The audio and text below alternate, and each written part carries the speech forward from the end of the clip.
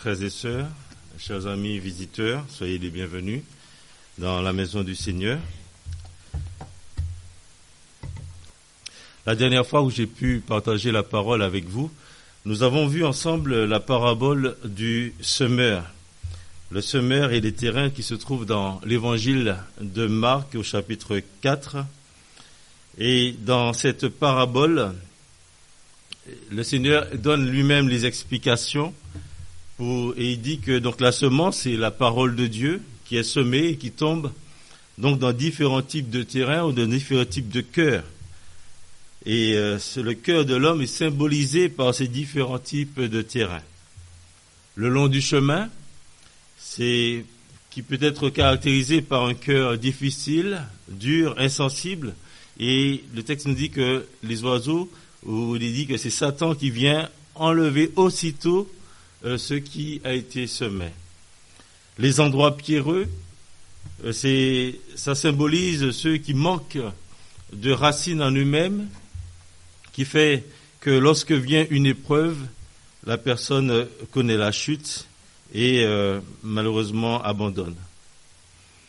La semence parmi les épines souligne les soucis de la vie, les plaisirs du monde qui étouffent la parole qui a été semée. Et il parle aussi de cette bonne terre, ce cœur honnête, disposé à comprendre la parole. Et il dit donc cette personne porte du fruit. Pour être cette bonne terre qui porte du fruit, je soulignais qu'il fallait donner son cœur à Dieu. Et quelle que soit la situation dans laquelle on se trouve, Dieu est tout puissant pour changer le cœur. Rien ne lui est impossible. Il peut changer un cœur dur et en faire un terrain qui soit prêt à accueillir cette semence. Donc, il faut d'abord donner son cœur à Dieu, lui s'humilier devant lui et lui dire oui Seigneur, je reconnais ma situation et je reconnais que je suis un pécheur et mon cœur je te le donne, que tu puisses transformer ce cœur, un cœur toujours disposé à recevoir ta parole et un cœur qui porte du fruit. Donc cela, il est nécessaire pour nous aussi en tant que chrétiens de consacrer du temps à la lecture de la parole de Dieu, mais aussi par rapport à toutes les tentations qu'il peut y avoir dans ce monde qui peuvent nous détourner de cette vie sainte que le Seigneur voudrait que nous ayons, faire comme Daniel, prendre comme résolution de ne pas se souiller avec les mets de ce monde. Vous savez, Daniel, il dit voilà qu'il ne voulait pas se souiller. Donc il a refusé de manger ce que mangeaient les Babyloniens. Et donc c'est pour nous tous un défi que de rejeter tout ce que le monde veut nous proposer, qui pourrait nous dire oui, mais c'est les repas que prenne le roi. Tu peux manger ça, tu as ce qu'il y a de meilleur. Et si c'est pas à la gloire de Dieu, on dit non, on ne le veut pas. Il faut que ceux qui ont reçu aussi cette bonne semence deviennent à leur tour ce semeur qui sort pour semer. Notre Seigneur Jésus-Christ a été celui qui est venu, qui s'est humilié, qui est venu sur cette terre et qui a semé. Il a laissé ses disciples pour que eux aussi, à leur tour, pour être ces semeurs. Et c'est ce qu'il leur demande quand il leur dit « Allez, faites de toutes les nations des disciples, les baptisant au nom du Père, du Fils et du Saint-Esprit. » Cette parabole met en lumière donc plusieurs vérités que nul ne peut dire qu'il n'a pas eu un contact avec la parole de Dieu, quel que soit l'état de votre cœur. Vous ne pouvez pas dire, encore aujourd'hui, que vous n'avez pas eu un contact avec la parole de Dieu. Cette bonne semence est tombée et que, voilà, Dieu veut que l'homme soit sauvé. Donc, il permet à tous de bénéficier de cette semence. Mais à chacun la responsabilité de le recevoir. Ceux qui sont réellement sauvés sont ceux qui portent du fruit. Donc là, on voit, il est dit, pour un, celui qui reçoit un, il en donne 30 ou 60 et 100 pour un.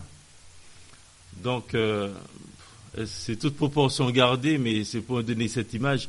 Donc là, on parle avec le coronavirus, une personne qui porte ce virus peut en contaminer 1, 2, 10, 100.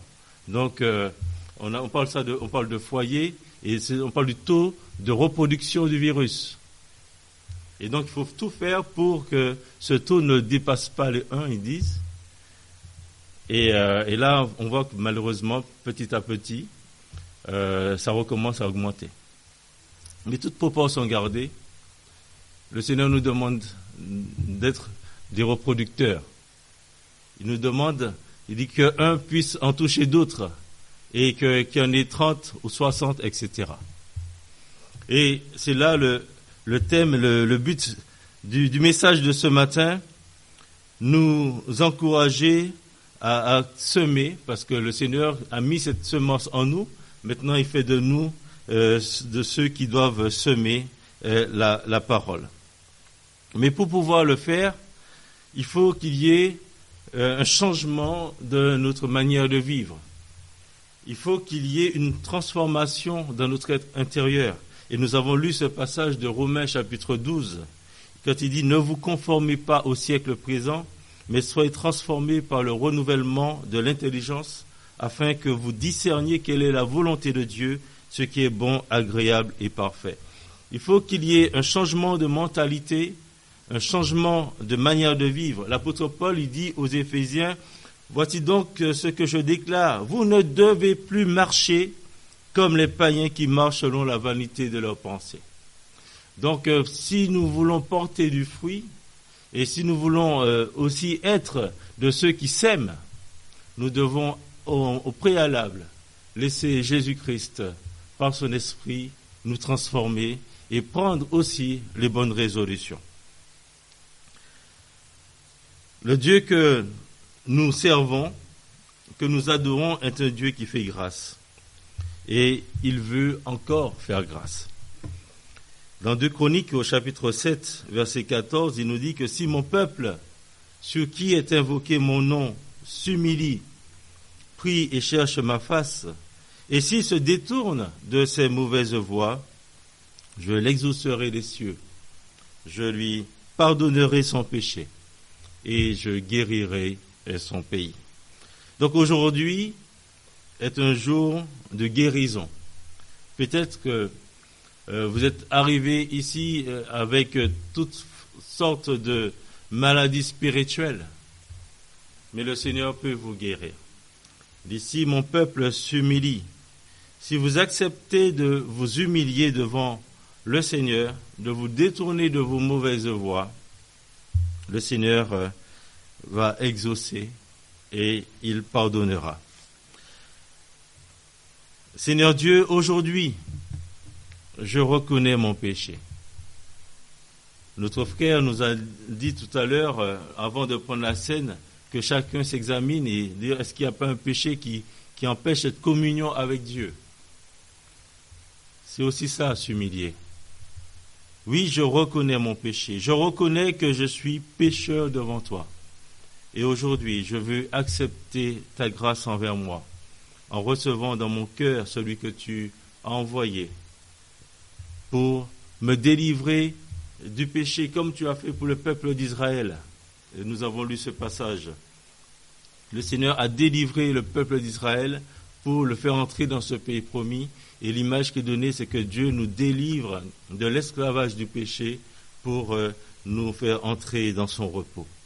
Et donc aujourd'hui, Jésus-Christ peut changer vos vies si vous vous humiliez devant lui et que vous l'acceptez dans votre cœur comme Sauveur et Seigneur. Et lorsqu'on a fait cela, on a reçu cette semence doit porter du fruit. Et lorsqu'on s'humilie devant le Seigneur, on l'accepte dans notre cœur comme Sauveur et Seigneur, on devient une bonne terre. Et cette semence que le Seigneur a mis en nous, cette graine va va mourir et il va aussi après porter du fruit. Et c'est à cela que le texte d'aujourd'hui nous encourage à semer, puisque nous avons reçu en nous en premier cette semence a agi, a porté du fruit en nous et nous devons encore continuer à porter encore plus de fruits. Et donc le texte, nous allons lire, c'est la suite de cette parabole du semeur dans Marc chapitre 4 à partir du verset 21. Voir que pour porter du fruit, c'est en accomplissant les œuvres que Dieu a préparées d'avance pour nous, pour que nous les pratiquions. C'est laisser cette parole agir en nous et que nous ne soyons pas des auditeurs oublieux.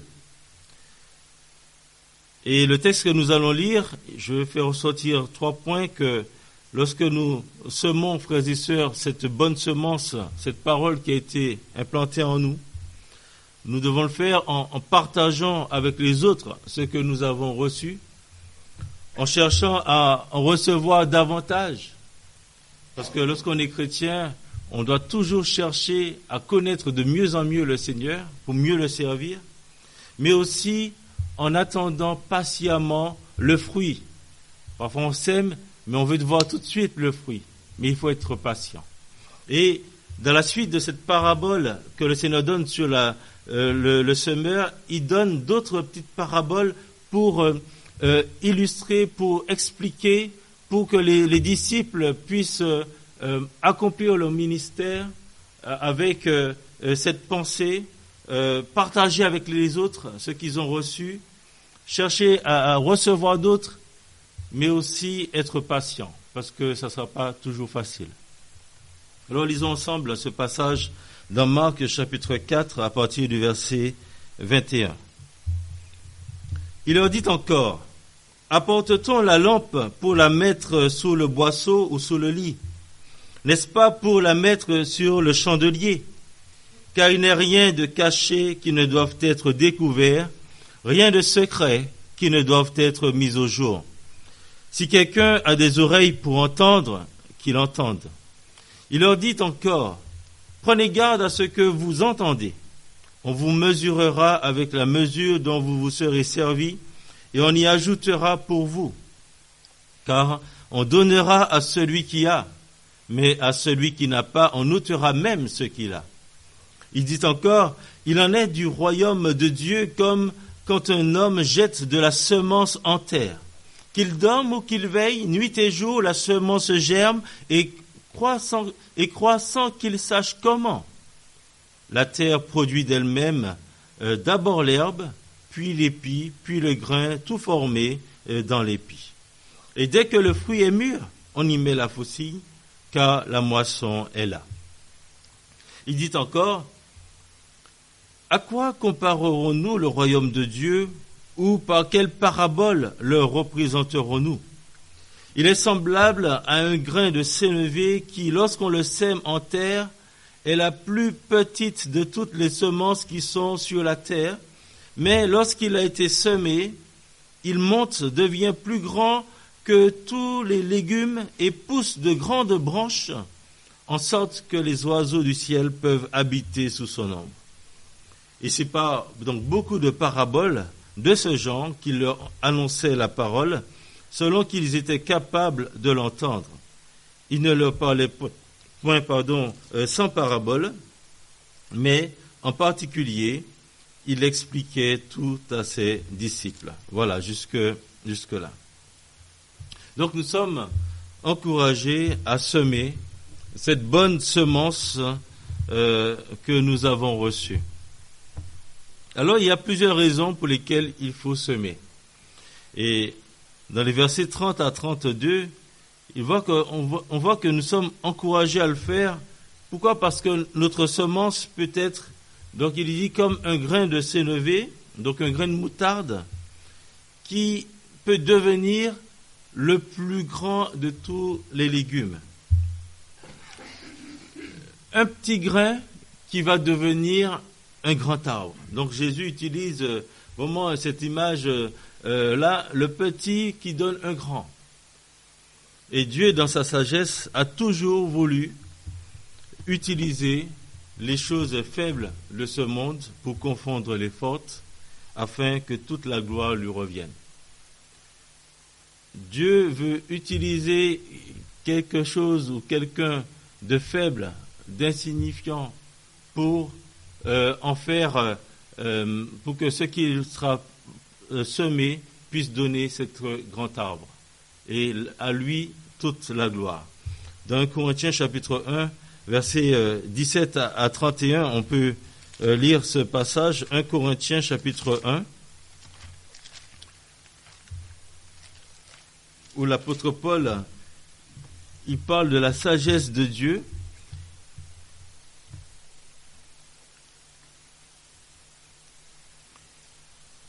« 1 Corinthiens 1, verset 17, « Ce n'est pas pour baptiser que Christ m'a envoyé, c'est pour annoncer l'Évangile. Et cela sans la sagesse du langage, afin que la croix de Christ ne soit pas rendue vaine. Car la prédication de la croix est une folie pour ceux qui périssent, mais pour nous qui sommes sauvés, elle est une puissance de Dieu. Aussi est-il écrit, je détruirai la sagesse des sages, et je rendrai nulle l'intelligence des intelligents. Où est le sage? Où est le scribe? Où est le raisonneur de ce siècle? Dieu n'a-t-il pas convaincu de folie la sagesse du monde? Car puisque le monde avec sa sagesse n'a point connu Dieu, il a plu à Dieu dans sa sagesse de sauver les croyants par la folie de la prédication. Les Juifs demandent des miracles et les Grecs cherchent la sagesse. Nous prêchons Christ crucifié, scandale pour les Juifs et folie pour les païens, mais puissance de Dieu et sagesse de Dieu pour ceux qui sont appelés tant Juifs que Grecs. Car la folie de Dieu est plus sage que les hommes, et la faiblesse de Dieu est plus forte que les hommes. Considérez, frères, que parmi vous qui avez été appelés, il n'y a ni beaucoup de sages, selon la chair, ni beaucoup de puissants, ni beaucoup de nobles, mais Dieu a choisi les choses folles du monde pour confondre les sages. Dieu a choisi les choses faibles du monde pour confondre les fortes. Et Dieu a choisi les choses viles du monde, et celles qu'on méprise, celles qui ne sont point, pour réduire à néant celles qui sont, afin que personne ne se glorifie devant Dieu.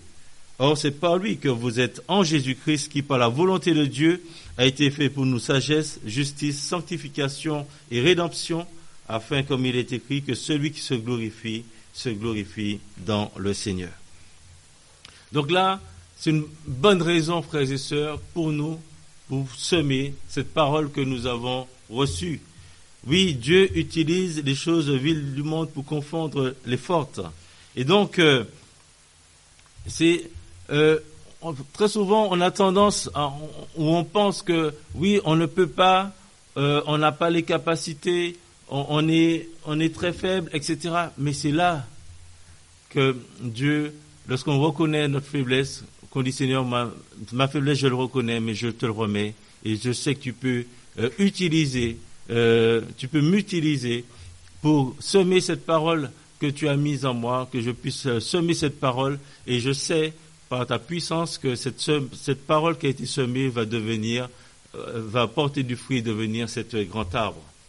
Et vous savez que pour apporter le salut aux hommes, Dieu a envoyé un petit grain sur cette terre. Jésus-Christ n'est pas venu, il n'est pas né dans le palais du roi. Il est né dans cette étable à Bethléem, dans cette ville, la plus petite d'entre les milliers de Juda. Il est né, Jésus-Christ est venu au point où les gens disaient, mais peut-il venir de quelque chose de bon de Nazareth? Ils étaient méprisés, rejetés comme on l'a chanté. Et donc, Dieu, il est venu comme ça, comme un simple homme. Et Jésus-Christ a dit que si le grain de blé qui est tombé en terre ne meurt, il ne peut porter du fruit. Et il a fallu qu'il donne sa vie, qu'il meure. Et ça a porté du fruit. Parce que la preuve, nous sommes là encore, 2000 ans après. Il y a des chrétiens partout dans le monde, même s'il y en a un ou deux qui connaissent cette parole, comme dans cette région, au centre de la France, la parole, elle est semée. Et viendra le temps de la moisson où le Seigneur reviendra, où nous nous retrouverons tous des myriades et des myriades en train de louer, de glorifier le Seigneur. Oui, ce grain de blé cette personne qui est venue comme un simple homme, il a porté énormément de fruits. Et il dit à ses disciples, vous aussi, vous êtes maintenant ces semeurs. Vous allez semer ce grain que vous avez reçu et vous allez porter du fruit. Pourquoi? Parce que il leur dit, vous recevrez une puissance, le Saint-Esprit survenant sur vous, et vous serez mes témoins à Jérusalem, dans la Judée, dans la Samarie et jusqu'aux extrémités de la terre. Et donc c'est avec cette conviction que les disciples sont partis. Ils ont attendu la venue du Saint-Esprit à la Pentecôte. Et même si ils étaient de simples hommes, au point où que les scribes disaient, mais ce sont des gens sans instruction, quand ils les entendaient prêcher. Et voilà, ces hommes ont bouleversé le monde, comme on l'a dit de l'apôtre Paul. Ils ont bouleversé le monde. Dieu a utilisé de simples hommes, chacun avec des qualités, d'autres avec comme ils étaient. Dieu les a utilisés pour semer. Et il nous demande de continuer à semer. Semons, frères et sœurs, en partageant avec les autres ce que nous avons reçu. Nous avons, dans ce verset 21 à 23, apporte-t-on la lampe pour la mettre sous le boisseau ou sous le lit? N'est-ce pas pour la mettre sur le chandelier? Car il n'y a rien de caché qui ne doive être découvert, rien de secret qui ne doive être mis au jour. Si quelqu'un a des oreilles pour entendre, qu'il entende. Nous avons reçu cette lumière. Jésus-Christ, la lumière du monde, nous l'avons reçu. Et il dit à ses disciples, vous m'avez reçu, qui suis la lumière du monde, eh bien vous aussi maintenant, vous êtes la lumière du monde. Et dans Matthieu chapitre 5, il leur dit cela, Matthieu 5, verset 13. Là, je vais prendre rapidement ce passage. Matthieu 5, verset 13 à 16. Il dit, vous êtes le sel de la terre, mais si le sel perd sa saveur, avec quoi la lui rendra-t-on? Il ne sert plus qu'à être jeté dehors et foulé aux pieds par les hommes. Vous êtes la lumière du monde. Une ville située sur une montagne ne peut être cachée. Et on n'allume pas une lampe pour la mettre sous le boisseau, mais on la met sur le chandelier et elle éclaire tous ceux qui sont dans la maison. Que votre lumière luise ainsi devant les hommes, afin qu'ils voient vos bonnes œuvres et qu'ils glorifient votre Père qui est dans les cieux. Vous voyez, Jésus-Christ utilise la même expression. On ne met pas la lampe, on n'allume pas la lampe pour la mettre sous le boisseau. On va pas cacher la lumière. Laissez luire votre lumière. Et c'est une façon de semer, en partageant avec les autres ce que nous avons reçu. Nous avons reçu la vérité. Jésus, la lumière du monde, nous devons le partager avec d'autres. Nous devons semer en cherchant à recevoir davantage. Du verset 24 à 25, il leur dit encore, prenez garde à ce que vous entendez. On vous mesurera avec la mesure dont vous serez servis et on y ajoutera pour vous. Car on donnera à celui qui a, mais à celui qui n'a pas, on notera même ce qu'il a. Et là, pourquoi je dis en cherchant à recevoir davantage, c'est que le croyant est appelé à progresser dans la foi et la connaissance du Fils de Dieu. L'apôtre Paul dit de désirer comme des enfants nouveau-nés le lait spirituel et pur. On ne doit pas se contenter de lait. On attend de l'enfant qu'il soit sevré et qu'il passe à la nourriture solide. Un enfant qui continue à vouloir prendre le lait de la maman, à un moment on commence à s'inquiéter. Et là, le Seigneur dit, prenez garde à ce que vous entendez. Si on entend et que ça n'a pas d'impact dans notre vie, si ce que nous entendons, ça rentre là et ça ressort là, on ne va pas progresser. On ne peut pas progresser. Et ce passage me fait penser aussi à la parabole des talents. Le maître qui sait qu'il va partir pour un long voyage, il donne à ses serviteurs des talents, donc une certaine somme d'argent. Il en donne 10, 5 ou 2, et il part. Et ceux qui étaient fidèles ont cherché à multiplier, à faire fructifier les talents qu'ils ont reçus. Mais un qui était fainéant, Un qui disait voilà qu'il avait peur de son maître, il n'a rien fait. Il ne savait pas quand est-ce que son maître allait revenir, donc il est allé s'amuser. Il a fait un peu n'importe quoi. Et il a dit à son maître, voilà, j'ai caché ton talent en attendant que tu reviennes. Cherchez à en recevoir davantage. Et le Seigneur a loué ceux qui étaient fidèles, qui ont servi et qui ont toujours cherché à multiplier ce qu'ils avaient reçu. Et le Seigneur leur a dit à chaque fois, quel que soit le nombre qu'ils avaient reçu au départ, le Seigneur leur a dit, bon et fidèle serviteur. Bon et fidèle serviteur. C'est ce que le Seigneur attend de chacun de nous. Continuez à vouloir faire multiplier ce qu'il nous a donné. Il dit, mais à celui qui n'a pas, on notera même ce qu'il a. Et donc c'est ce qu'il a fait, il a dit, ôtez à celui qui avait reçu un talent et donnez-le à celui qui en avait le plus. Et donc chacun, frères et sœurs, nous aurons des comptes à rendre à Dieu pour la manière dont nous aurons utilisé cette semence qu'il nous a donnée. Il attend de nous que nous soyons des hommes et des femmes qui semons. Et si nous gardons ces grains, nous les mettons de côté et en attendant, nous aurons des comptes à rendre. Semons aussi en attendant, je disais, patiemment le fruit. Versets 26 à 29, il dit encore, il en est du royaume de Dieu comme quand un homme jette de la semence en terre.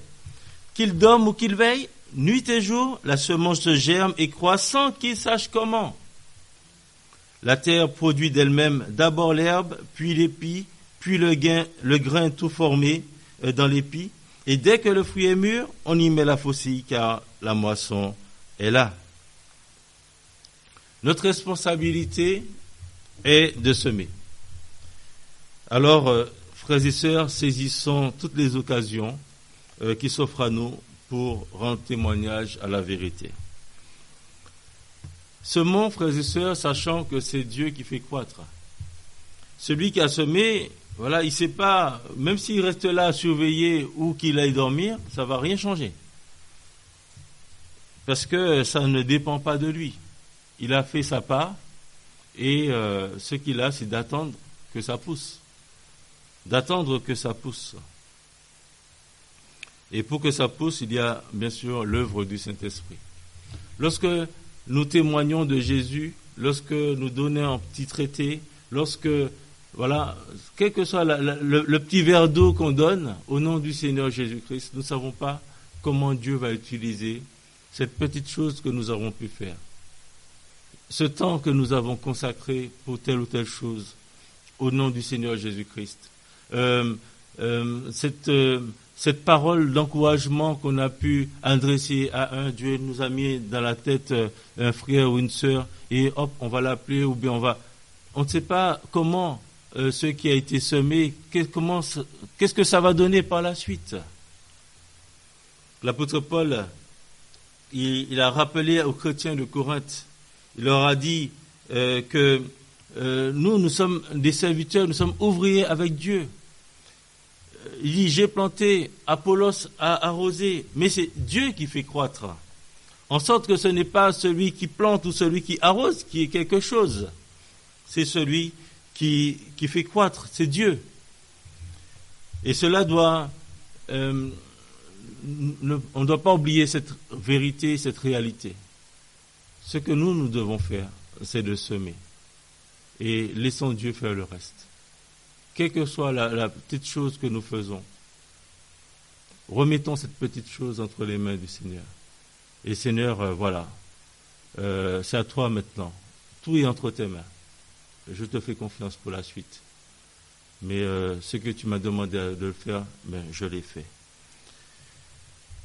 Et cela doit nous encourager, frères et sœurs, à faire les moindres petites choses que le Seigneur nous met à cœur de faire. La moisson, elle est là, la moisson est proche. Le Seigneur revient bientôt et il rendra à chacun selon ses œuvres, la Bible nous dit. Donc semons sans nous soucier du type de terrain. Parfois on sert le Seigneur et puis on se dit, mais Seigneur, ça va servir à quoi? Et on est parfois découragé parce qu'on ne voit pas, voilà, on voit tout le temps passer, etc. Et puis on dit finalement, ça a servi à quoi? Lorsque nous voyons autour de nous, nous voyons des personnes qui se sont fait baptiser, des personnes qui étaient à la garderie, à la classe de la Bible, au groupe de jeunes, et puis qui se sont éloignés, mais on dit Seigneur, ça a servi à quoi? Non, c'est pas grave. On continue à semer. On continue à faire ce que le Seigneur nous met à cœur de faire. Parce que peut-être que cette personne que vous ne voyez pas, cette personne est peut-être à l'autre bout du monde. Vous n'avez pas de nouvelles, mais cette personne est peut-être en train de servir le Seigneur. Cette personne est peut-être un ouvrier du Seigneur. Vous n'imaginez pas. Vous ne savez pas. Ce qui est important, c'est de semer. Ce qui est important, c'est d'accomplir, de faire ce que le Seigneur nous a mis à cœur de faire. Je me rappelle, en discutant avec des missionnaires, je donnais un peu mon témoignage, et puis je disais que voilà, il y avait tel missionnaire lorsque j'étais petit, tel missionnaire, avec ce missionnaire-là qui venait nous chercher. Nous, on n'avait pas de moyens de locomotion. C'est ce missionnaire-là qui venait nous chercher le dimanche pour nous amener à l'église, pour nous ramener à la maison. On n'avait pas de moyens de locomotion, mais c'est grâce à leur ministère qu'on était au groupe de jeunes. On pouvait aller à la plage, faire des petites sorties. Et plein de petites choses. Des petites. Mais ce qui m'a touché en racontant un peu à cette personne ça, et puis la personne dit, mais donc tu es le fruit du travail de ces missionnaires-là. Et là, ils sont bien âgés, mais je pense beaucoup à eux. Et voilà, et peut-être qu'ils le savent, ils savent ce que je fais, mais c'est le fruit du travail, 30, 40 ans après. Donc, tout ça pour vous dire, frères et sœurs, cela doit nous encourager à faire même les plus petites choses. Le temps que nous consacrons à l'autre, voyons cela comme une semence que nous mettons en terre pour l'œuvre du Seigneur. Et croyons que Dieu est tout puissant pour faire germer cette semence et que cette semence devienne un grand arbre et que Dieu soit glorifié. Que vraiment Dieu soit glorifié. Et si nous servons le Seigneur avec cet état d'esprit, pas parce que nous voulons voir tout de suite les choses. Le Seigneur, je fais ce que tu me demandes de faire, que je sois fidèle dans ce que tu me demandes de faire. Et le reste, ça te regarde. Tu feras, tu agiras. Et croyons que Dieu est fidèle pour accomplir ce qu'il veut. Il veut que les hommes soient sauvés. Notre Seigneur Jésus, dans Matthieu chapitre 9, il parcourait les villes et les villages, il voyait cette foule. Et il dit, le texte nous dit dans Matthieu 9, 35 à 38, qu'il fut ému de compassion pour cette foule, parce qu'elle était languissante et abattue, comme des brebis qui n'ont point de berger. Alors il dit à ses disciples, la moisson est grande, mais il y a peu d'ouvriers. Priez donc le maître de la moisson d'envoyer des ouvriers dans sa moisson. Donc soyons frères et sœurs, ces ouvriers que Dieu envoie dans sa moisson. Sa moisson, ce sont aussi tous ceux dont le cœur est prêt à recevoir cette semence. Et comme ce semeur qui sortit pour semer, sortons nous aussi pour semer à la gloire de notre Dieu. Voilà, que le Seigneur nous aide. Nous avons reçu cette lumière, donc partageons avec les autres cette lumière. Partageons ce qui a été semé en nous. Cherchons à recevoir davantage, donc cherchons à faire fructifier ce que nous avons reçu. Et c'est ça la vie chrétienne. Et attendons patiemment le fruit. Peut-être que nous le verrons, peut-être que nous ne le verrons pas, mais quoi qu'il en soit, lorsque nous serons avec le Seigneur, nous le verrons. Et donc, le Seigneur, ce qu'il nous dira, voilà, tu as été fidèle en peu de choses, voilà, je te confie de plus grandes. Que le nom du Seigneur soit béni. Voilà, courbons nos têtes, nous allons terminer par la prière. Notre Dieu, nous te remercions pour ta parole que nous avons entendue ce matin. Nous te remercions pour ce temps de louange et d'adoration, la lecture de ta parole qui nous rappelle combien tu veux demeurer, habiter au milieu de ton peuple et que tu as fait de nous des sacrificateurs pour Dieu. Nous voulons, Seigneur, te remercier parce que un jour, cette semence est tombée dans notre cœur. Tu l'avais préparée. Nous avons reçu cette semence et elle a porté du fruit. Elle peut encore porter d'autres fruits. Aide-nous, Seigneur, à toujours vouloir faire fructifier ce que tu nous as donné. Donne-nous, Seigneur, le courage, la force et tout ce qu'il faut pour pouvoir témoigner, parler de cette lumière, dire qui est Jésus-Christ. Tu vois combien nous sommes frileux, combien nous avons peur, combien nous sommes timides. Mais l'apôtre Paul, il dit à Timothée que ce n'est pas un esprit de timidité que Dieu nous a donné, mais son esprit nous remplit de force, de puissance. Et donc, aide-nous, notre Dieu, à te laisser nous utiliser pour cela. Que nous puissions être aussi patients en attendant le fruit, mais qu'en attendant, nous puissions être fidèles. Donc, sois glorifié dans nos vies, que Seigneur, si une personne n'a pas encore reçu Jésus-Christ dans sa vie, que cette semence qui a été semée aujourd'hui dans son cœur puisse là aussi porter du fruit, et que cette personne puisse s'humilier devant toi et accepter Jésus-Christ dans son cœur comme Sauveur et Seigneur. Merci pour ta grâce envers nous.